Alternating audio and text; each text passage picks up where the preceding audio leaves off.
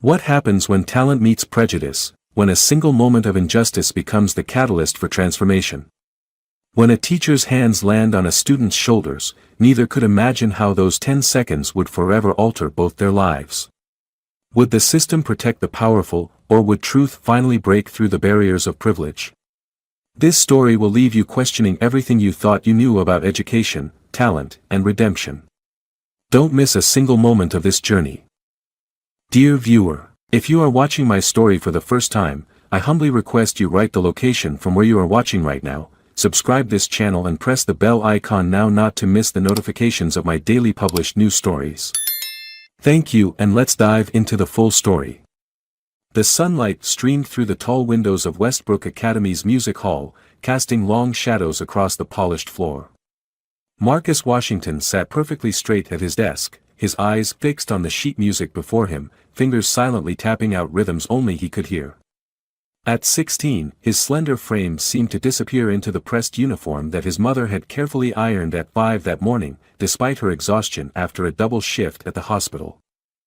Mr. Richard Harrington paced at the front of the classroom, his Italian leather shoes clicking against the hardwood floor as he lectured about the evolution of classical composition. His silver hair caught the light as he gestured dramatically, his voice rising and falling with practiced precision.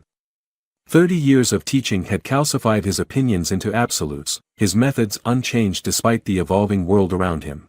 "The beauty of Bach," he announced, writing the composer's name on the whiteboard with a flourish, "lies in his mathematical precision. Unlike the chaotic improvisations of jazz, which lack the disciplined structure of true musical genius." Marcus's hand twitched, then slowly rose into the air. He knew he shouldn't speak up, knew the unwritten rule that scholarship students should remain grateful and quiet, but the words had struck something deep inside him. "Yes, Mr. Washington." Harrington's tone carried the faint echo of impatience, his gaze not fully meeting Marcus's eyes.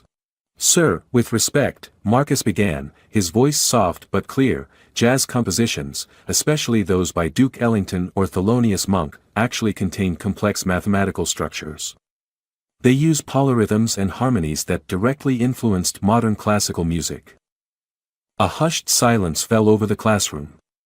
23 pairs of eyes swiveled toward Marcus, then back to Mr. Harrington, whose face had tightened into a mask of controlled displeasure. "I wasn't aware we had a music historian in our midst," Harrington said, his smile not reaching his eyes. "Perhaps you'd like to teach the class instead?"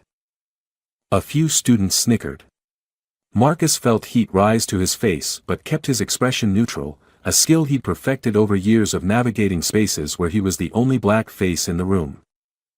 "I just thought it might add to the discussion, sir," Marcus replied, his voice steady despite the hammering in his chest. Mr. Harrington's nostrils flared slightly. "What would add to the discussion, Mr. Washington, is paying attention rather than disrupting my lesson with opinions you've gleaned from whatever sources you consume." The dismissal hung in the air, heavy and pointed. In the third row, Eliza Chen, daughter of tech billionaires, frowned and made a note in her journal. Tyler Matthews, whose father sat on the school board, smirked and leaned back in his chair. "Actually, sir," Marcus said, the words escaping before wisdom could catch them, "I was referencing Dr. Harrison's article in the Journal of Music Theory. My mother helped me subscribe last year." The room froze. Mr. Harrington's face darkened as he slowly placed his marker down and turned fully toward Marcus. "See me after class, Mr. Washington," he said, each word precise and clipped. "Now, as I was saying before the interruption."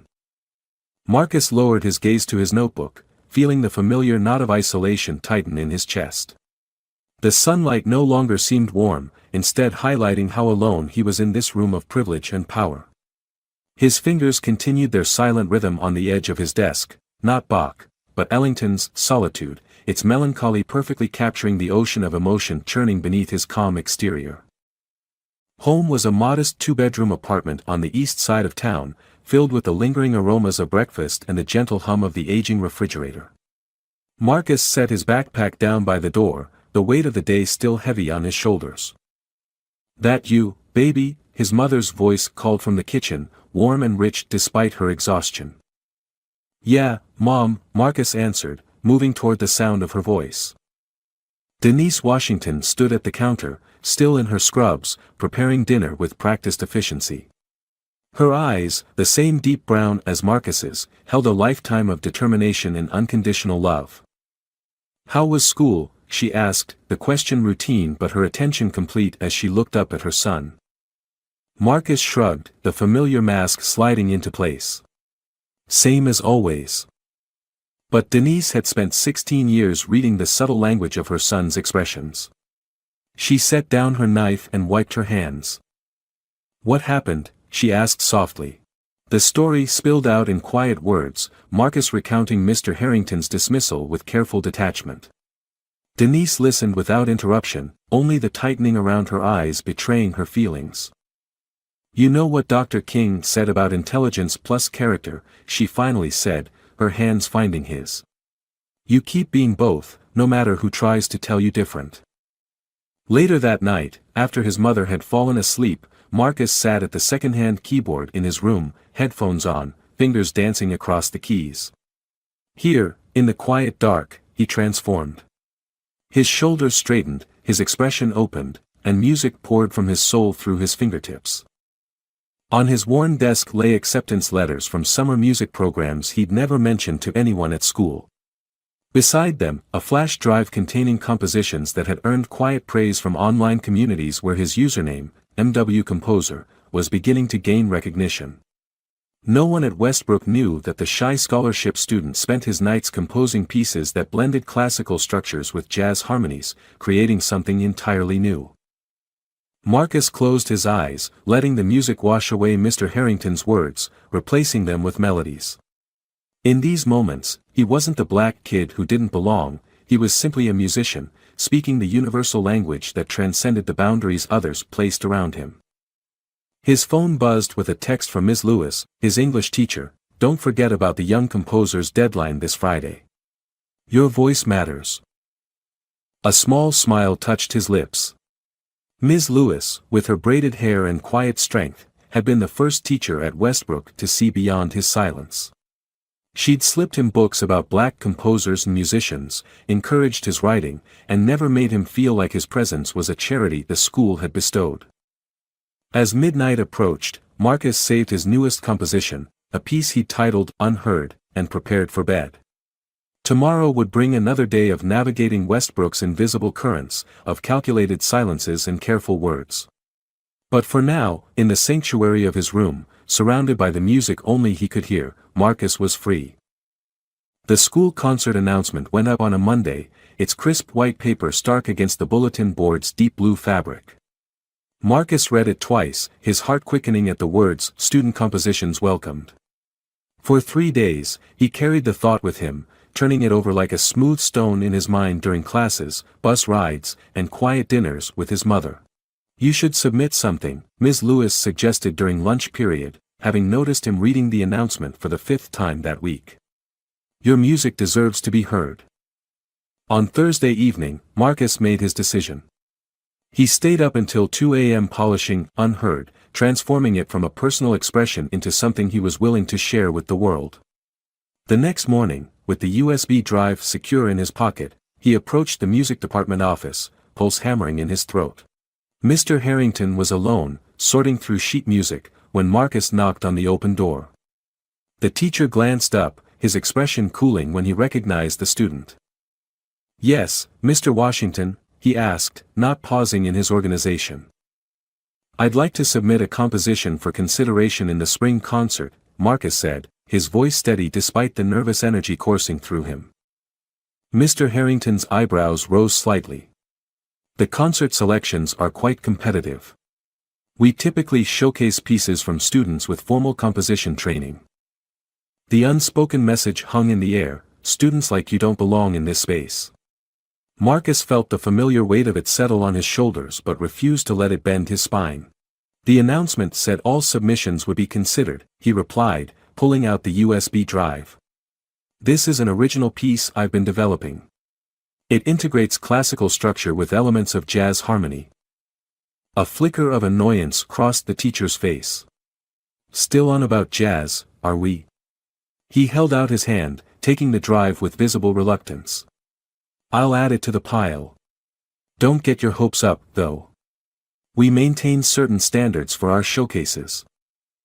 Marcus nodded, swallowing the responses that rose to his lips. Thank you for your consideration, sir. The following Tuesday, the selected compositions were posted outside the music hall. Marcus scanned the list once, twice, his name conspicuously absent. Instead, the usual names appeared: children of donors, legacy students, those who took private lessons with Mr. Harrington himself. A familiar hollowness expanded in Marcus's chest, not quite disappointment but its quieter, more persistent cousin, confirmation. During class that afternoon, Mr. Harrington returned the USB drives to their owners with brief comments. When he reached Marcus's desk, he dropped the drive without pausing. Too experimental, was his only remark before moving on. After class, while other students filtered out, Marcus approached the piano where Mr. Harrington was organizing his materials. Mr. Harrington, he began, could I ask for specific feedback on my composition? I'd like to understand what elements were considered too experimental. The teacher sighed heavily, setting down his leather portfolio. Mr. Washington, I listened to enough to determine it wasn't suitable. The committee agreed the piece lacks coherence and proper structure. Perhaps in a few years, with proper training, did you listen to the entire piece? Marcus asked, his voice soft but unflinching. Excuse me. The file is 12 minutes long. I'm wondering if you heard the development in the second movement, where the thematic elements resolve. Mr. Harrington's face tightened, the muscle in his jaw visibly clenching. Are you suggesting I didn't do my job properly? No, sir, Marcus replied, even as certainty settled in his stomach. I'm just trying to understand the feedback so I can improve. The feedback is that your work isn't ready, Harrington snapped. This isn't a community center talent show, it's a prestigious showcase. Westbrook has a reputation to maintain. The words stripped bare the pretense, exposing the truth Marcus had always known but never heard stated so plainly. He stood still, absorbing the impact, then spoke from a place of quiet dignity.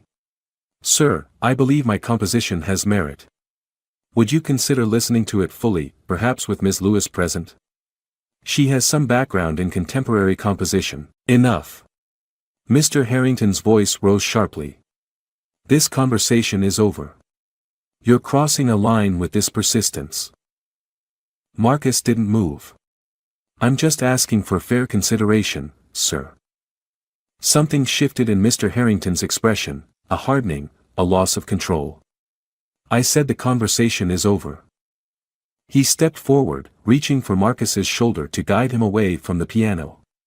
His fingers closed around the fabric of Marcus's uniform, gripping tightly, pushing with unexpected force. Marcus stumbled backward, his hip hitting the bench with a painful jolt. The classroom fell silent as the remaining students froze, watching the scene unfold. Time seemed to slow as Marcus regained his balance, straightening to his full height. For 10 agonizing seconds, teacher and student locked eyes, one face flushed with anger, the other carefully, deliberately blank, masking the storm beneath. Then, with deliberate control, Marcus spoke a single sentence that would change everything. Please take your hands off me, Mr. Harrington. The teacher's eyes widened as he realized what he'd done, his hand dropping as if burned. In the doorway, Eliza Chen lowered her phone, having captured every moment of the exchange. Behind her, Ms. Lewis stood in shocked silence, her presence unnoticed until that moment. Marcus, she said quietly, come with me, please. As Marcus gathered his belongings with careful movements, Mr. Harrington seemed to diminish, the realization of his actions settling over him like a physical weight. What he couldn't know was how quickly his world would unravel in the coming days, or that the student he'd just shoved aside would soon be revealed as one of the most promising young composers the school had ever encountered. The hallway to Principal Warner's office stretched before Marcus like a tunnel narrowing to a pinpoint of light. Ms. Lewis walked beside him, her presence a silent ballast in the storm that had just erupted. Neither spoke. What was there to say when the world had tilted on its axis? Inside his chest, Marcus's heart pounded with a rhythm his compositions could never capture, the primal cadence of adrenaline and controlled rage. His shoulder still burned where Mr. Harrington's fingers had dug into the fabric, marking not just his uniform but something deeper, more sacred. He had no right, Ms. Lewis finally whispered as they approached the administration wing. Her voice carried the weight of understanding that went beyond this single incident, the recognition of a pattern repeated across generations. Marcus nodded once, his throat too tight for words. The disciplined calm he maintained wasn't just a choice but a necessity born of lessons his mother had taught him since he was old enough to walk through the world in his skin. Don't give them a reason. Don't react. Stay 10 times calmer than everyone else in the room. Principal Warner's secretary looked up as they entered, her eyes widening slightly at Ms. Lewis's unusually somber expression. He's on a call, but, this can't wait, Ms. Lewis interrupted, her normally melodic voice carrying an edge of steel. Inside the office, Principal Warner, a man whose carefully curated neutrality had allowed him to navigate the politics of Westbrook for 15 years, set down his phone and regarded them with practiced concern. Ms. Lewis, Mr. Washington. What brings you here unscheduled? Before either could answer, a message pinged on his computer. He glanced at it, his expression shifting subtly. I see. Mr. Harrington has already emailed about a disruption in music class. The word landed like a stone in still water. Disruption. How easily the victim became the perpetrator in the twisting of language. Mr. Harrington physically pushed a student, Ms. Lewis stated, each word precision-cut glass. I witnessed it. Principal Warner's gaze shifted to Marcus, assessing, calculating. Is this accurate, Mr. Washington? Marcus met his eyes, speaking with a composure that belied the trembling in his hands. Yes, sir. I asked for feedback on my composition after it was rejected for the spring concert. The conversation escalated, and Mr. Harrington grabbed my shoulder and pushed me away from the piano. I see. The principal's fingers steepled beneath his chin. And what preceded this interaction? The question's implication hung in the air. What had Marcus done to provoke a respected teacher? Back in the music room, the remaining students spoke in hushed whispers as Mr. Harrington sat heavily at his desk, the color drained from his face. The manuscript paper before him remained blank, the notes he'd planned to transcribe forgotten. In the third row, Eliza Chin stared at her phone screen, watching the video she'd captured. Her finger hovered over the share button, her mind racing with potential consequences. As the daughter of powerful parents, she'd been raised to avoid controversy, to protect the status quo that benefited her family. Yet something about Marcus's dignity in the face of injustice had awakened something fierce and unfamiliar within her. Did you see that? Tyler Matthews whispered to her, his voice carrying an undercurrent of excitement at the drama. Washington's finally going to get what's coming to him.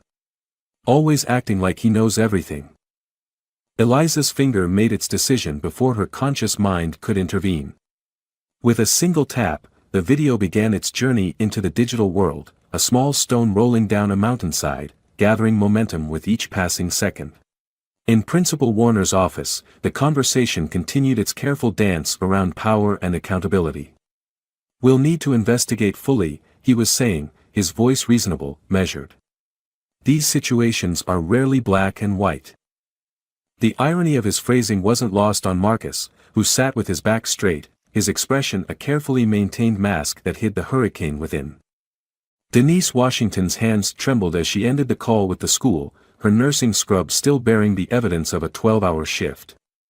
The fluorescent lights of the hospital break room cast harsh shadows across her face, deepening the lines that worry and exhaustion had etched there over the years.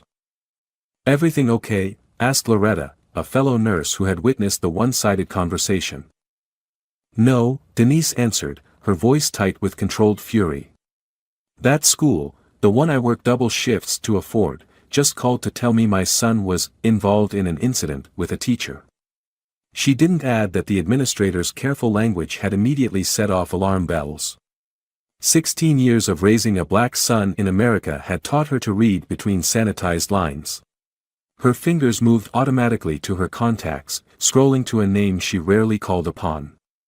James Wilson had grown up on the same block as Denise, their paths diverging after high school, hers to nursing school and single motherhood, his to music production and eventual Grammy nominations. Despite his success, he had never forgotten where he came from, maintaining a connection to the community that raised him. James. It's Denise Washington. I need your help. Across town, Marcus sat alone in the empty classroom where Ms. Lewis had left him after their meeting with Principal Warner. The administration's response had been predictably tepid, promises of investigation, requests for patience, and a subtle undertone suggesting that perhaps both parties bore some responsibility. The familiar weight of institutional indifference pressed down on his shoulders. His phone vibrated with a text from his mother, "Hang tight. Coming to get you. James is making calls." A small flicker of hope kindled in his chest at the mention of his mother's childhood friend. Uncle James, as Marcus had called him growing up, had been the one to recognize his musical talent early, quietly arranging for the second-hand keyboard that had become Marcus's lifeline. Though his visits were rare due to his demanding career, his influence had been profound. Another notification appeared, this one from a classmate he barely knew. Check social. Video going viral. Marcus's stomach dropped as he opened the link. There, in high definition, was the confrontation with Mr. Harrington, captured from an angle that clearly showed the teacher's hand gripping his shoulder, the forceful push, and most damning, the look of contempt that had flashed across the man's face. The video already had thousands of views and hundreds of comments, many from Westbrook students expressing shock, while others shared similar experiences with the notorious teacher. As Marcus stared at the screen, another text appeared, this one from Eliza Chen. "I'm sorry I didn't speak up in the moment. But I couldn't let him get away with it. This isn't the first time." The classroom door opened, and Ms. Lewis entered, her expression a complex mixture of concern and vindication. "You've seen it?" Marcus nodded, still processing the implications. "It's everywhere," she continued, sitting beside him. "The administration's phones are ringing non-stop. Parents, alumni, even the local news has picked it up." The sudden public exposure felt like standing in a spotlight when he'd spent years perfecting the art of invisibility. Part of him wanted to shrink away from the attention, to return to the shadows where he'd learned to navigate safely. Another part, the part that came alive when his fingers touched piano keys, recognized that some music was meant to be heard.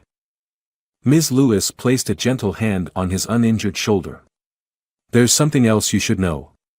The spring concert committee, the one that rejected your composition.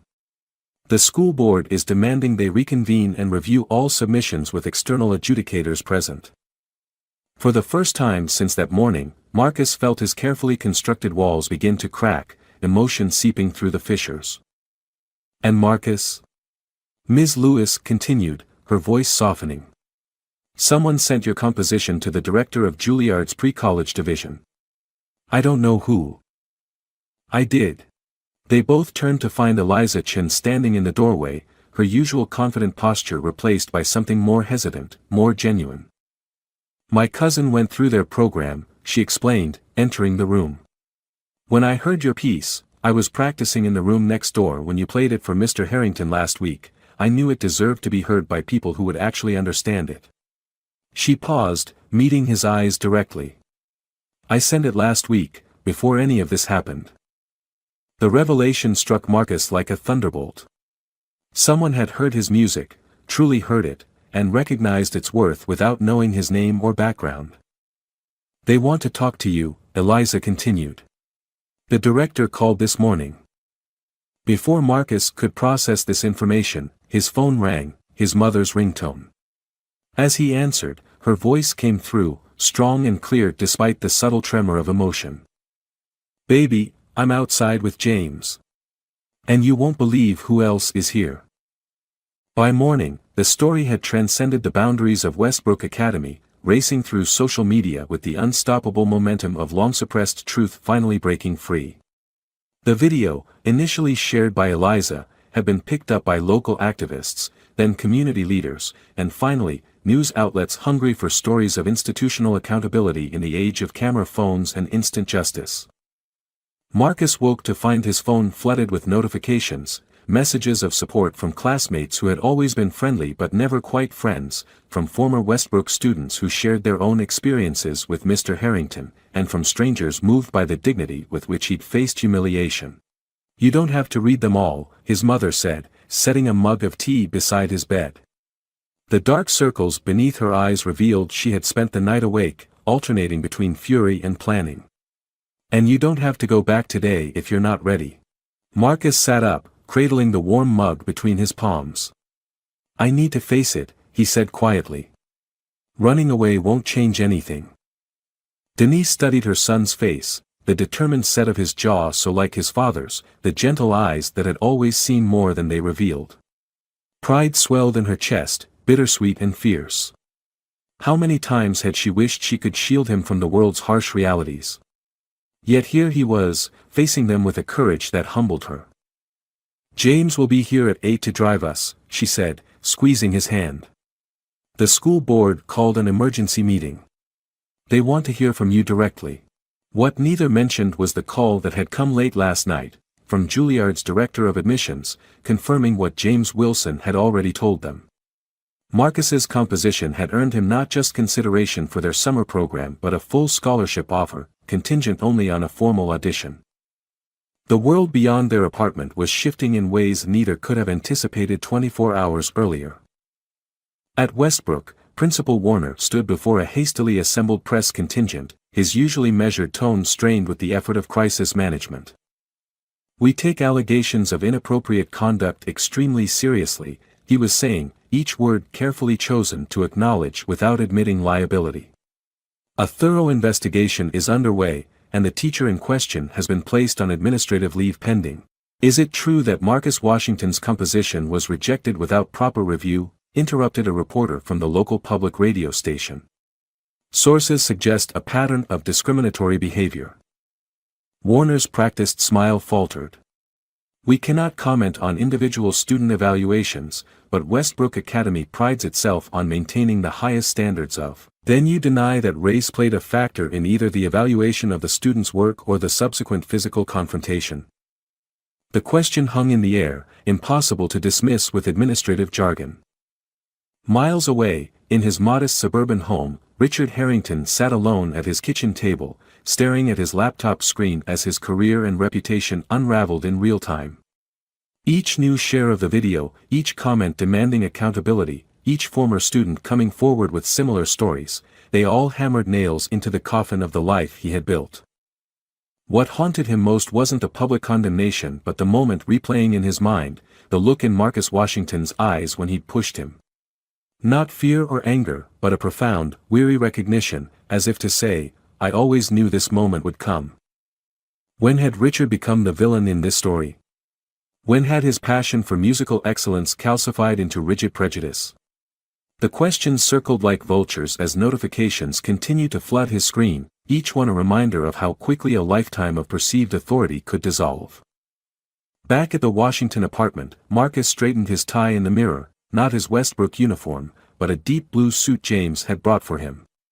"Today isn't about fitting into their world anymore," James had said. "It's about standing in your truth."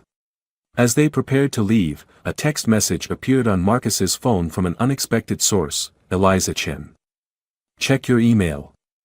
The entire orchestra section is boycotting rehearsal until they review your composition properly. We're with you." For the first time since Mr. Harrington's hands had landed on his shoulder, Marcus smiled, a genuine smile that reached his eyes and lightened the burden he'd carried for too long. The spotlight that had found him was uncomfortable, unwanted, but perhaps within its glare, something new and necessary could finally take root and grow. The Westbrook Academy boardroom, with its oak-paneled walls and portraits of stern-faced founders, had never felt so electric with tension. 7 board members sat in high-backed leather chairs, their expressions ranging from concern to defensive as they faced the unexpected assembly before them. Denise Washington sat with her spine straight as steel, her nurse's hands, capable of both tenderness and strength, folded neatly in her lap. Beside her, Marcus maintained the same quiet dignity that had become his armor, though beneath the table, his fingers tapped out a silent rhythm, a habit that surfaced whenever his emotions threatened to overwhelm his carefully constructed composure. James Wilson completed their trio, his presence commanding attention not through volume but through the gravitas that came from navigating both the heights of the music industry and the realities of being a black man who had transcended others' expectations. "We appreciate you meeting with us," began Board Chair Victoria Hamilton, her voice practiced in the art of corporate diplomacy. "This situation has escalated quickly, and we want to ensure all perspectives are heard before." "Forgive me," James interrupted, his tone respectful but unyielding, "but this isn't about perspectives. It's about actions and their consequences." He placed a leather portfolio on the table and opened it with deliberate care. "Before we discuss Mr. Harrington's physical assault, and yes, that's what it was, I'd like to address a more systemic issue, the evaluation of Marcus's composition." The room shifted almost imperceptibly as James extracted a sheaf of papers. "I've taken the liberty of having Marcus's piece reviewed by 4 independent music professionals." He slid the evaluations across the polished surface. "Including 2 Pulitzer Prize winners and the chair of Berkeley's composition department." Board member William Foster, whose family name adorned the school's science wing, leaned forward with narrowed eyes. "While impressive, Mr. Wilson, I fail to see how external opinions override our faculty's professional judgment." A small, sad smile touched James's lips. "I anticipated that response." He reached into the portfolio again, extracting a USB drive. "Which is why I'd like you all to listen to something." As the room's hidden speakers came to life, Marcus's pulse quickened. The opening notes of "Unheard" filled the space, but not in the raw, unpolished form he'd submitted to Mr. Harrington. This version had been professionally recorded, each note crystalline, each transition seamless. "This composition currently has over 2 million streams on multiple platforms," James explained as the music continued. "It's been featured in the closing credits of Beyond the Horizon, one of the most critically acclaimed streaming series of the year." Stunned silence enveloped the room as understanding dawned on each face. "The composer credited as M.W. Composer is sitting right here," James continued, placing a gentle hand on Marcus's shoulder. "A 16-year-old whose work was deemed not ready for a high school concert." Denise reached for her son's hand, her eyes shining with unshed tears. The melody filling the room was the same one she'd heard through his bedroom door countless nights, the same one he played for her on her birthday, his heart translated into sound. "Marcus has already been offered a full scholarship to Juilliard's pre-college division," James continued, his voice carrying over the final notes of the composition. "And 3 film directors have reached out about commissioning work." The board members exchanged glances, realization dawning that they were facing not just a PR crisis but a profound failure of their institution's mission. Principal Warner, seated at the end of the table, had grown progressively paler as the revelations unfolded. "We weren't aware of Marcus's accomplishments outside of school." "You weren't meant to be," Marcus spoke for the first time, his voice soft but clear. "I've learned that sometimes being seen too clearly can be dangerous. Being exceptional can be dangerous." He paused, meeting each gaze directly. "But staying silent can be dangerous too, to your spirit, to your truth." The weight of his words settled over the room, a gentle indictment more powerful than any accusation could have been. "What do you want from this process, Marcus?" asked Board Chair Hamilton, her corporate facade giving way to genuine concern. Marcus took a deep breath, the question he'd pondered throughout the sleepless night coming into clear focus. "I want to be heard," he said simply. "Not just me, but every student whose voice has been dismissed because it didn't sound the way someone expected it to." In that moment, as sunlight streamed through the tall windows illuminating dust motes dancing in golden beams, something shifted in the foundation of Westbrook Academy, a crack in the edifice that had stood unchanged for generations, allowing fresh air to finally circulate through its hallowed halls. The auditorium of Westbrook Academy had never been so full. Students sat shoulder to shoulder, faculty members lined the walls, and parents filled every available space. The air hummed with anticipation, with whispers and theories and the electric charge of witnessing something unprecedented. On stage, a single grand piano waited, its lid raised, its polished surface reflecting the stage lights. Behind the curtain, Marcus adjusted his cuffs, his heart thundering against his ribs. Ms. Lewis stood nearby, her presence a silent affirmation. "You don't have to do this," she reminded him gently. "After everything that's happened, no one would blame you for walking away."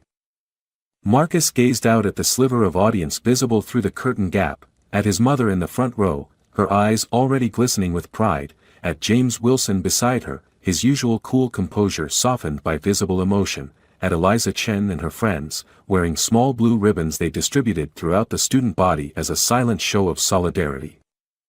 "I need to play," he said simply. "Not for them. For me."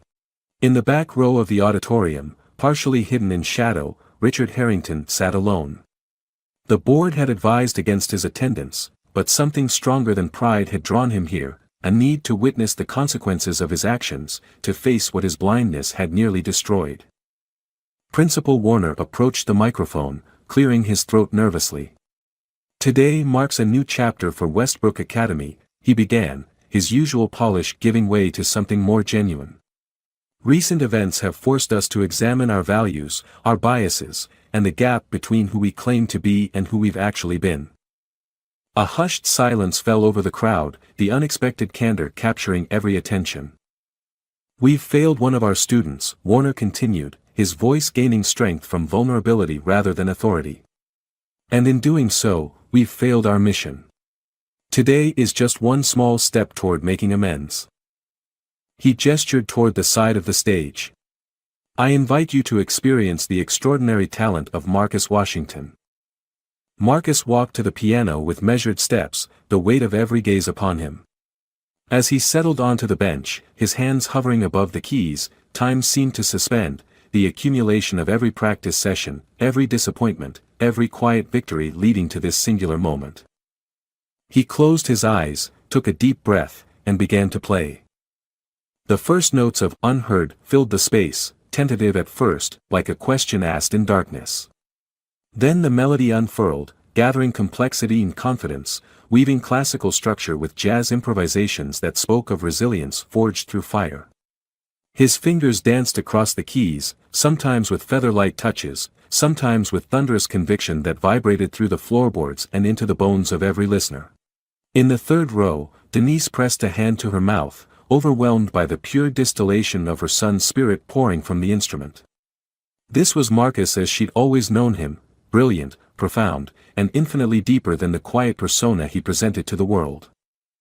The composition moved through its movements, from questioning to struggle, from resistance to triumph, each note a perfect crystallization of emotion that transcended language. As Marcus played the final movement, a hush fell over the audience, a collective holding of breath as if afraid to break the spell he had cast. When the final note faded, the silence lingered for 3 heartbeats, a sacred pause between experience and response. Then, as if a dam had broken, applause erupted, first from a few hands, then cascading into a thunderous standing ovation that seemed to shake the very foundations of the school. Marcus opened his eyes, the vulnerability of creation giving way to cautious acceptance as he rose to acknowledge the response. Students who had never spoken to him were on their feet, some wiping tears, others calling his name. Teachers who had overlooked him for years were shaking their heads in wonder. In the back row, Richard Harrington remained seated, tears streaming unchecked down his face, not just for the beauty of what he'd heard, but for the crushing weight of recognition. How many other brilliant voices had he silenced over the years? How many gifts had he dismissed because they didn't fit his narrow definition of excellence? As Marcus took his second bow, his gaze drifted to the back of the room, meeting Mr. Harrington's for a brief, charged moment. No words passed between them, but something profound was communicated, an acknowledgement of harm, a question about redemption, and the complicated truth that healing would require more than a single moment of recognition. As the applause continued to wash over him in waves, Marcus finally allowed himself a genuine smile, not the careful, measured expression he'd cultivated for survival, but an unguarded moment of joy that illuminated his face and touched every heart in the room with its authenticity. In that moment, he was not just heard, but truly seen. 3 weeks after the performance that had changed everything, Richard Harrington sat alone in his study, surrounded by the accumulated artifacts of a 30-year teaching career. Awards and certificates lined the walls, photographs of successful students adorned the bookshelves, and stacks of compositions, the ones he deemed worthy of attention, filled his filing cabinets. For the first time, he saw these trappings not as testaments to his discernment but as evidence of his limitations. How many treasures had he overlooked because they didn't shine in ways he recognized? The letter before him had gone through 12 drafts, each attempt to capture his remorse feeling inadequate against the magnitude of his actions. But today it would be delivered, regardless of its imperfections. Across town, Marcus sat in Ms. Lewis's classroom after hours, helping her organize materials for a new curriculum initiative, one that would integrate diverse musical traditions into Westbrook's previously Eurocentric program. The board approved the full proposal, she told him, her smile radiant with triumph. Starting next semester, we'll have guest instructors from 5 different musical traditions, and the spring showcase will feature compositions drawing from global influences. Marcus arranged sheet music into neat stacks, a sense of purpose warming him from within. The week since his performance had been a whirlwind, interviews with local media, meetings with school administrators eager to demonstrate their commitment to change, and quiet conversations with younger students who now looked to him as proof that their voices mattered too. "I have something for you," Ms. Lewis said, pulling an envelope from her desk drawer. "It came to the main office this morning." Marcus recognized the handwriting immediately, the precise, slanted script that had marked his music theories as lacking sophistication and his compositions as derivative. His stomach tightened as he accepted Mr. Harrington's letter, unsure if he was ready to read whatever justifications or excuses it might contain. "You don't have to open it now," Ms. Lewis said gently. "Or ever, for that matter." Marcus traced his finger along the sealed edge. "No, I think I need to." The letter inside was neither long nor eloquent, but its simplicity carried a weight that flowery prose could never have achieved. "Dear Marcus, words cannot undo what my hands have done, nor can apologies erase the harm of dismissal you endured long before that day at the piano. I write not seeking forgiveness, which must be earned rather than requested, but to acknowledge a truth. I failed you as a teacher, and I failed myself as a human being. Your music opened something in me that had been sealed shut for longer than you've been alive, the ability to hear beauty beyond the boundaries of my own limited experience. What you created wasn't just excellent by any standard, it was transcendent precisely because it drew from traditions I had foolishly devalued. I am leaving teaching, not as punishment but as recognition that transformation requires more than good intentions. Before I go, I would like to meet with you, not to ease my conscience, but to listen, truly listen, if you are willing to speak. With profound regret and deepest respect, Richard Harrington." Marcus refolded the letter, emotions swirling too complex to name. There was no triumph in Mr. Harrington's downfall, no satisfaction in the public humiliation that had followed the viral video. Only a profound sadness for all that had been lost, the years of guidance that might have been, the relationship that could have nurtured rather than diminished. "He wants to meet," Marcus said quietly, his voice betraying nothing of the turbulence beneath. Ms. Lewis studied him carefully. "Do you want to?" "I don't know," he admitted, the simple honesty a gift he was learning to give himself. "Part of me says there's nothing to be gained. Another part believes in the possibility of change," she finished for him, understanding etched in the gentle lines around her eyes. Later that evening, as Marcus sat at his keyboard working on a new composition, this one exploring the theme of reconciliation, his phone buzzed with a text from his mother. "Whatever you decide about meeting him, I support you. Some bridges need burning. Others need crossing. Only you can know which this is." The wisdom of her words settled over him like a favorite blanket, comforting in its perfect understanding of his struggle. Denise Washington had taught him how to navigate a world that wouldn't always see his worth, but she'd also taught him something even more valuable, how to maintain his humanity in the face of those who temporarily lost theirs. 3 days later, Marcus sat in a small coffee shop 2 towns over, away from the prying eyes of the Westbrook community. He'd arrived early, selecting a corner table that offered both privacy and a clear view of the entrance. His fingers drummed a nervous rhythm on the worn wooden surface, a composition taking shape even in moments of anxiety. When Richard Harrington walked through the door, Marcus was struck by how much the man had aged in just a few weeks. The confident posture had given way to a slight stoop, the authoritative stride replaced by hesitant steps. Their eyes met across the room, and for a moment, neither moved, teacher and student, oppressor and oppressed, two humans standing at opposite ends of a bridge neither was sure could bear weight. Then Marcus raised his hand in a small gesture of acknowledgement, and Richard approached, carrying with him the burden of a lifetime of unexamined bias and the fragile, newborn hope of becoming more than the sum of his mistakes. "Thank you for agreeing to meet," he said simply, remaining standing until Marcus gestured to the chair across from him. What followed was not easy or comfortable, no Hollywood moment of instant forgiveness or dramatic redemption. Instead, they engaged in the messy, necessary work of truth-telling, Marcus speaking openly about the 1,000 small cuts that had preceded the final wound, Richard listening without defense or justification, both navigating the delicate terrain between accountability and possibility. "I don't know if I can forgive you yet," Marcus admitted as their cups grew cold. "But I believe in your regret. And I believe people can change, even when the world tells them they're too old or too set in their ways." Something shifted in Richard's expression, not relief, but the quiet awakening that comes with being truly seen, flaws and all. "That," he said softly, "is more grace than I deserve. And more wisdom than I possessed after 3 decades of teaching." As they parted, no promises were made, no neat resolutions offered. But something had begun, a conversation that acknowledged harm without denying the humanity of either participant, a tentative step toward healing that honored the pain of the past while refusing to let it dictate the possibilities of the future. Walking home through streets gilded by late afternoon sunlight, Marcus felt lighter somehow, as if speaking his truth had released a burden he hadn't fully recognized he was carrying. The composition taking shape in his mind had evolved during their conversation, no longer just about reconciliation, but about the complex, lifelong journey of becoming whole, note by imperfect note. 1 year later, the auditorium of the Riverdale Community Arts Center buzzed with anticipation. Families streamed in, some in designer clothes, others in their Sunday best, all drawn together by the promise of something extraordinary. Printed programs passed from hand to hand bore a simple title, Bridging Worlds, First Annual Inclusive Youth Composer Showcase.